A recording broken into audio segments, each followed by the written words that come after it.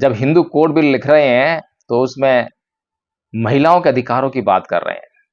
आज जो ब्राह्मणी बहुत बढ़ चढ़कर बोल रही है, तिवारी समाज से आने वाली महिला है, उसने कभी शायद अपने धर्म ग्रंथ जिनका वो हवाला देती है, भागवत गीता, रामायण, महाभारत, शायद ध्यान से नहीं पढ़े। उसने ध्यान से नहीं पढ़ा कि ये जो धर्म ग्रंथ हैं उसे कौन से अधिकार देते हैं। और उसने संविधान तो पढ़ा ही नहीं होगा, क्योंकि संविधान एक अछूत के द्वारा लिखा गया है, तो उसे क्यों पढ़ेगी, उसे कोई क्यों पढ़ने देगा।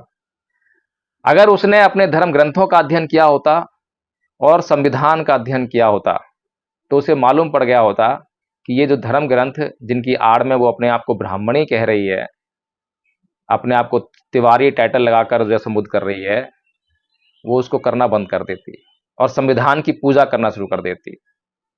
क्योंकि अध्याय 9 है और श्लोक 32 है भगवद गीता का। इसका अर्थ है कि हे अर्जुन, स्त्रियां, वैश्य, शूद्र और पाप योनि वाले भी मेरी शरण में आए तो मोक्ष प्राप्त कर सकते हैं। तो स्त्रियों को जो है पाप योनि में रखा गया है। पाप योनि यानी कि उनके जो पूर्व जन्म के जो कर्म हैं वो पापमय हैं। उनको जो है मोक्ष की संभावना तो दी, लेकिन मेरी शरण आने पर। किसी ब्राह्मण को ये नहीं कहा। अगर वास्तव में ये जो महिला है जो अपने आप को ब्राह्मणी कह रही है, अगर ये ब्राह्मणी होती तो पाप योनि में नहीं आती। इसको जो है शूद्र और वैश्यों के साथ में नहीं रखा जाता। इसमें लिखा होता साहब कि शूद्र स्त्रियां, यहां पर स्त्रियां लिखा हुआ है। यहां पर जो है ब्राह्मण स्त्री या शूद्र स्त्री लिखा हुआ, केवल स्त्री लिखा हुआ है। इसी प्रकार से मनुस्मृति कहती है कि स्त्री को कभी स्वतंत्रता नहीं दी जानी चाहिए। ये संविधान के विरुद्ध बात कही है। और संविधान क्या कह रहा है? अनुच्छेद 14 जो है हर एक महिला को समान अधिकार देता है। मैं इसीलिए कह रहा हूं कि अगर अपने धर्म ग्रंथ पढ़ लिए होते और संविधान का अध्ययन कर लिया होता तो अपने धर्म ग्रंथों को आग लगा दी होती और संविधान की लाके पूजा करने लग गई होती, लेकिन पढ़ा नहीं, ना पढ़ने दिया। फिर मनुस्मृति का जो है 9.2 श्लोक है जो ये कहता है कि स्त्री को अपने धर्म के अनुसार भी स्वतंत्र नहीं छोड़ा जाना चाहिए। चाहे ब्राह्मणी है चाहे कोई भी हो, स्वतंत्र नहीं है। स्त्री शब्द इस्तेमाल किया गया है, ये ध्यान देने वाली बात है। फिर 9.3 मनुस्मृति में कहा गया है कि बाल्यावस्था में स्त्री पिता के अधीन रहे, यौवन में यानी जवानी में पति के अधीन रहे और वृद्धावस्था में पुत्रों के अधीन रहे। स्त्री को कभी स्वतंत्र नहीं होना चाहिए, ये मनुस्मृति कह रही है। और अगर इसी हिसाब से ब्राह्मणी को अगर जीवन मिले, छटपटा जाएगी स्वतंत्रता पाने के लिए। बाबा साहब की अनुकंपा हुई कि बाबा साहब ने ये समझा, बाबा साहब ने ये देखा कि स्त्रियां जो हैं किस प्रकार छटपटा रही हैं आजादी पाने के लिए, लेकिन उनको पुरुष आजाद नहीं कर रहे हैं। स्त्रियां विधवा हो जाती हैं, विधवा होने के बाद दूसरा विवाह करने का अधिकार नहीं है। ये कृपा है बाबा साहब डॉक्टर भीमराव अंबेडकर की। स्त्रियां जो है अनैतिक आचरण करने लगी थीं, समाज में छुप छुप कर जो है यौनाचार करती थीं, गर्भवती हो जाया करती थीं, अनैतिक आचरण करना पड़ता था क्योंकि उनको दूसरी शादी करने का अधिकार नहीं था।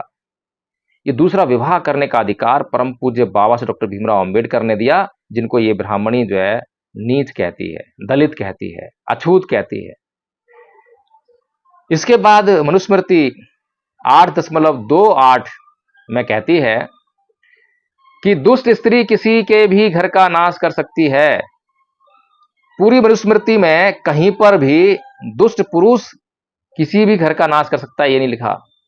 जबकि आज भारत में सबसे अधिक नाश अगर कोई कर रहा है परिवारों का, तो वो दुष्ट पुरुष जो नशा करते हैं, व्यभिचार करते हैं, वे लोग कर रहे हैं।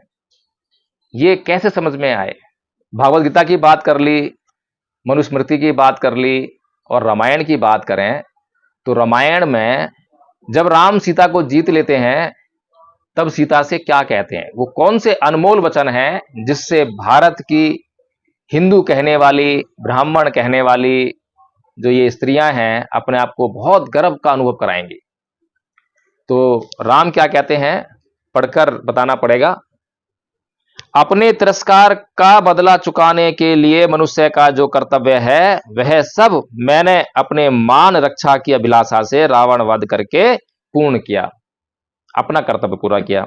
जैसे तपस्या से भावित अंतःकरण वाले अथवा तपस्या पूर्वक परमात्मा स्वरूप का चिंतन करने वाले महर्षि अगस्त्य ने वातापी और इल्वल के भय से जीव जगत के लिए दुर्गम हुई दक्षिण दिशा को जीता था, उसी प्रकार मैंने रावण के बस में पड़ी हुई तुमको जीता है। फिर क्या कहते हैं अगले श्लोक में, तुम्हारा कल्याण हो। अब देखो कल्याण कैसे होता है। हालांकि संस्कृत के श्लोक में ये जो तुम्हारा कल्याण हो ऐसा कोई शब्द मैं पढ़ नहीं पा रहा हूं, टूटी फूटी संस्कृत आती है उसमें पढ़ के सुना देता हूं कि विदित श्रास्तु भद्रंग ते यो यम रण परिश्रम सुतीर्ण सुहृदयाम वीर्यान त्वदर्थं मया कृतः। क्योंकि मुझे पाली पढ़ने की आदत है तो अंकी बिंदी को मैं अंग पढ़ता हूं, जबकि संस्कृत में अंकी बिंदी मां पढ़ी जाती है, तो इसे थोड़ी सी कठिनाई हुई है। तो इसका भावार्थ क्या लिखा हुआ है कि तुम्हारा कल्याण हो। तुम्हें मालूम होना चाहिए कि मैंने जो यह युद्ध का परिश्रम उठाया है तथा इन मित्रों के पराक्रम से जो इसमें विजय पाई है, यह सब तुम्हें पाने के लिए नहीं किया है, सीता से कोई मतलब नहीं है। फिर अगले श्लोक में क्या बोलते हैं कि सदाचार की रक्षा, सब ओर फैले हुए अपवाद का निवारण तथा अपने सुविख्यात वंश पर लगे हुए कलंक का परिमार्जन करने के लिए ही यह सब मैंने किया है। अगर वंश पर कलंक नहीं लगा होता, रघुकुल अगर कलंकित नहीं हुआ होता तो सीता के लिए युद्ध करने की कोई आवश्यकता नहीं थी, रावण के पास ही आराम से रह सकती थी। उसके बाद अगले श्लोक में, तुम्हारे चरित्र में संदेह का अवसर उपस्थित है। सीता के चरित्र में संदेह का अवसर उपस्थित है, लाजमी है, सीधी सी बात है, इसमें कौन सी बड़ी बात है। फिर भी तुम मेरे सामने खड़ी हो, जैसे आंख के रोगी को दीपक की ज्योति नहीं सुहाती, उसी प्रकार आज तुम मुझे अत्यंत अप्रिय जान पड़ती हो। मैंने एक खबर पढ़ी थी, मध्य प्रदेश की घटना है। एक पुलिस इंस्पेक्टर जिसने एक महानतम कार्य किया, एक गैंग रेप की पीड़िता के साथ में उसने शादी की, ये जानते हुए भी शादी की कि वह जो महिला है उसके साथ में गैंग रेप हुआ है। अब मुझे ये बताइए, ये जो आप सुन रहे हैं रामायण और वो सुन रहे हैं जो सच्चाई है, ये कल्पना है और सच्चाई है। अगर कल्पना में विश्वास किया है थोड़ी देर के लिए राम के चरित्र पर, तो राम महान या वो पुलिस इंस्पेक्टर महान? वो आज का व्यक्ति, इस भोग विलास के जीवन में रहने वाला, इस सांसारिक जीवन में रहने वाला आम व्यक्ति, और ये साक्षात अवतरित हुए बताए जाते हैं कि राम अवतार लिए थे विष्णु का। कौन महान? एक इंसान के मुकाबले भी चरित्र नहीं है और उनको यादव समाज भगवान ईश्वर बनाकर जो है पूजा करने में लगा हुआ है। इसके बाद अगले श्लोक की तरफ बढ़ते हैं। अतः जनक कुमारी तुम्हारी जहां इच्छा हो चली जाओ, मैं अपनी ओर से तुम्हें अनुमति देता हूं। भद्रे, ये 10 दिशाएं तुम्हारे लिए खुली हैं, अब तुमसे मेरा कोई प्रयोजन नहीं है। रामानंद सागर की रामायण हमने देखी है, जहां पर रावण जो है सीता के पास आता है, उससे यौनाचार करना चाहता है, लेकिन सीता एक तिनका, घास का तिनका लेकर जो है उसको रोक देती है। अब कुछ भी हो सकता है, क्योंकि कल्पनाओं में जीने वाला समाज जो है किसी भी बात पर यकीन कर सकता है। हमने रामानंद सागर के रामायण पर यकीन कर लिया, तो अब इसको थोड़ा सा पढ़ लेना चाहिए। और समाज को जो है कभी भी वाल्मीकि रामायण नहीं पढ़ाई जाती, क्योंकि वाल्मीकि जो है एक बौद्ध धर्म का अनुयायी, एक बौद्ध कवि रहा होगा, उसको जब जोर जबरदस्ती से पुष्यमित्र शुंग ने एक इस तरह का ग्रंथ लिखने के लिए जब कहा होगा, तो वाल्मीकि ने जो है जानबूझकर इसमें ऐसी बातें लिख दी ताकि भविष्य में लोग इसको पढ़ के सच्चाई को जान सकें। नहीं तो कोई ऐसी बातें क्यों लिखता? ये कोई बातें, इससे बताइए राम का जो है, राम की कौन सी महानता का वखान हो रहा है, राम का कैसे महिमा मंडन हो रहा है, मुझे समझ में नहीं आ रहा है। क्या उस समय जो है इसमें राम का महिमा मंडन हुआ होगा? क्या उस समय का समाज इतना दुष्ट रहा होगा? क्या उस समय का समाज जो है इतना बुद्धिहीन रहा होगा कि वो ये नहीं समझ पाता होगा कि क्या महानता होती है, क्या नीचता होती है? फिर आगे क्या कहते हैं, अभी तो खैर और थोड़ा सा इसमें बाकी है, अभी तो महानता का जिक्र हुआ ही है। कौन ऐसा कुलीन पुरुष होगा जो तेजस्वी होकर भी दूसरे के घर में रही हुई स्त्री को केवल इस लोभ से कि यह मेरे साथ बहुत दिनों तक रहकर सौहार्द स्थापित कर चुकी है, मन से भी ग्रहण कर सकेगा? मन से ग्रहण नहीं कर सकते, क्योंकि आम इंसान से भी नीच इंसान है, आम इंसान के भी मुकाबले नहीं है। आज हमने जो है समाज में बहुत से ऐसे केस देखे हैं जहां पर आज जो वातावरण पैदा हो गया है वहां पर स्त्री पुरुष आपस में एक दूसरे को अकोमोडेट करते हैं। डाइवोर्स का तो आजकल जो है रिवाज चल ही रहा है। जब से भारत के संविधान के माध्यम से स्त्रियों को, पुरुषों को यदि वे आपस में साथ ना रह सकते हो तो उनको डाइवोर्स लेने की इजाजत दे दी है। अब जो डाइवोर्स हो जाते हैं तो उसके बाद पुनर्विवाह की इजाजत भी है। तो पुनर्विवाह होता है तो दूसरे पुरुष को या दूसरे स्त्री को जो है ये मालूम होता है कि ये स्त्री या ये पुरुष किसी अन्य के घर में उसके साथ में रहकर आ चुका है, आ चुकी है, उसके बाद भी आपस में अकोमोडेट करते हैं।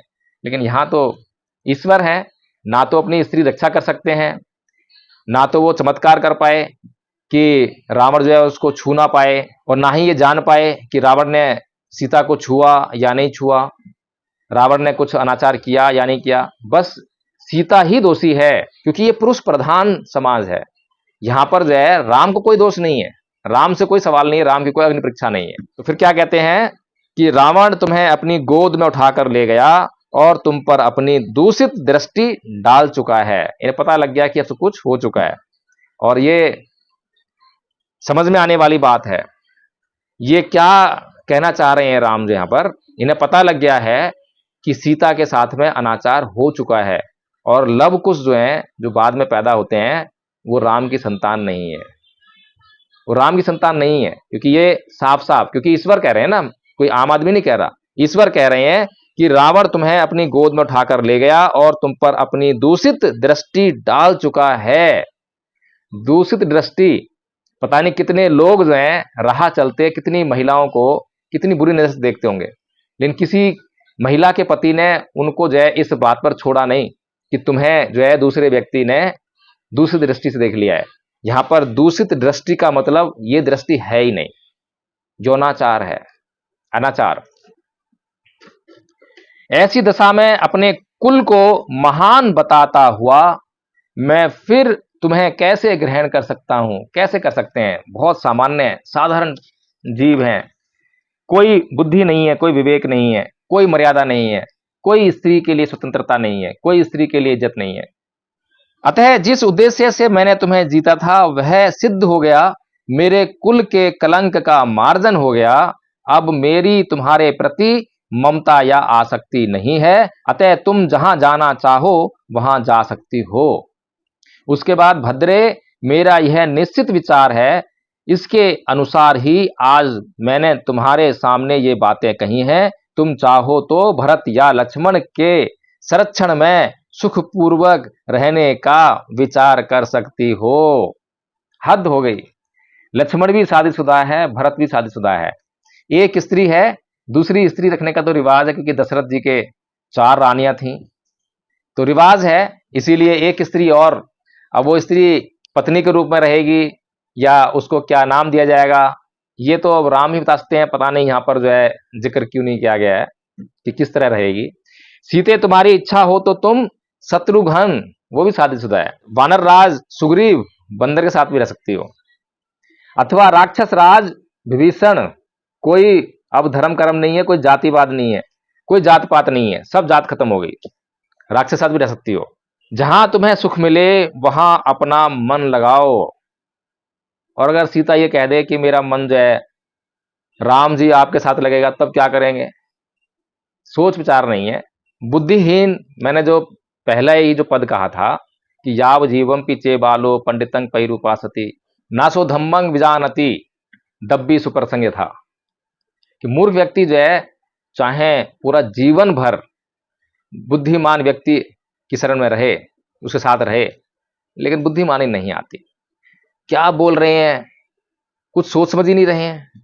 सीते तुम जैसी दिव्य रूप सौंदर्य से सुशोभित मनोरम नारी को अपने घर में स्थित देखकर रावण चिरकाल तक तुमसे दूर रहने का कष्ट नहीं सह सका होगा।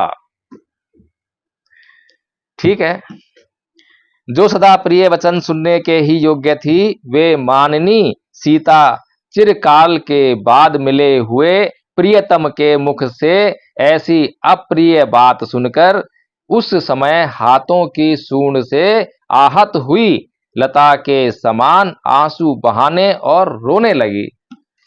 अब कोई आंसू बहाए और रोए तो फिर जिसके कारण रो रहा है उसको मन में गालियां दे रहा होगा, दुर्वचन ही कह रहा होगा, कुछ भला तो नहीं कह रहा होगा। अब ये ईश्वर की कहानी है जिसके नाम पर आज भारत में एक विशाल मंदिर का निर्माण किया गया, जिसको मर्यादा पुरुषोत्तम बताया गया। अब मैंने जो शुरू में कहा था कि आज यादव समाज को पुनः सोचने की जरूरत है, समझने की जरूरत है कि वो हिंदू राष्ट्र बनाने के लिए जो सबसे आगे गदा लेकर, तलवार लेकर, भाले लेकर, बंदूकें लेकर जो चल रहा था, क्या वो इसी हिंदू राष्ट्र की कल्पना कर रहा था? बौद्ध धर्म का प्रचार करो, बौद्ध धर्म सत्य पर आधारित है। सच्चाई को कितनी भी गहराई में छुपा हो वहां से निकाल कर लोगों के सामने लाने की क्षमता रखने वाला धर्म। बौद्ध धर्म के सामने आते ही झूठ भागने लगता है, झूठ जो है छिपने लगता है, झूठ सामने टिक नहीं सकता। इतना आसान काम है, लेकिन क्या करें?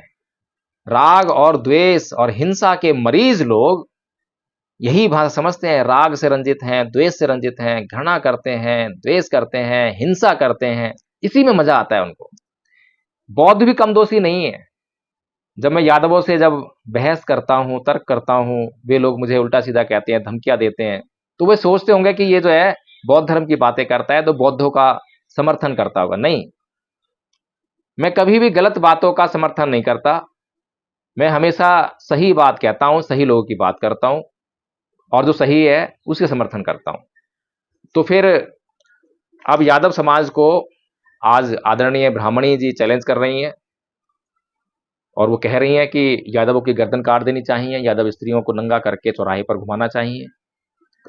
फिर से सोचने की जरूरत है यादव समाज को कि क्या उन्हें अब भी हिंदू धर्म में बने रहना है या बौद्ध धर्म स्वीकार करना है। और जिन यादवों को यह बुद्धि आ गई हो कि उन्हें अब ये हिंदू धर्म छोड़कर बौद्ध धर्म ग्रहण करना है, तो फिर से वही गलती मत करना जो पूर्व के बौद्धों ने की है। लाखों बौद्धों ने परम पूज्य बाबा श्री डॉक्टर भीमराव अम्बेडकर के साथ में दीक्षा ली, लेकिन वो लाखों बौद्ध केवल प्रतीकात्मक बौद्ध बनकर रह गए। बौद्ध धर्म से उनका कोई नाता नहीं है, मैं साबित कर सकता हूं। बौद्ध धर्म को जाना ही नहीं, बौद्ध धर्म को सीखा ही नहीं। वे भी ब्राह्मणवाद के मरीज हैं। उनके चित्त का ऑपरेशन किया जाए तो उनके भीतर ब्राह्मणवाद ही मिलेगा, ब्राह्मणवाद के तत्वों से ग्रस्त हैं। इसीलिए अगर आपको वास्तव में बौद्ध बनना है, ललित सिंह यादव जी की बात को पूरा करना है, आपको वास्तव में लग गया है कि भारत को बौद्ध में करना बहुत जरूरी है, भारत को बौद्ध में करके ही पूरे भारत में सुख शांति समृद्धि का वास हो सकता है, तो फिर आप धम्मपद संघ को ज्वाइन करें। धम्मपद संघ ने आपकी सेवा के लिए एक छोटा सा कोर्स बनाया है, बहुत छोटा कोर्स है, और उस कोर्स को कराने की पूरी जिम्मेदारी धम्मपद संघ की है। आपको आपके तरीके से, आपकी सहूलियत से वो कोर्स करवाएगा। पाली और हिंदी में है, पाली भी याद कराएंगे और हिंदी भी याद कराएंगे, और उसके बाद आपके जीवन में उससे लाभ भी करा के दिखाएंगे। अगर आपको लाभ ना हो तो कभी भी बौद्ध धर्म ग्रहण मत करना, छोड़ देना। गारंटी से कहा जाता है, पूरी गारंटी है। जीवन को बदल कर दिखाएंगे, लाभ करके दिखाएंगे। जय भीम, नमो बुद्धाय।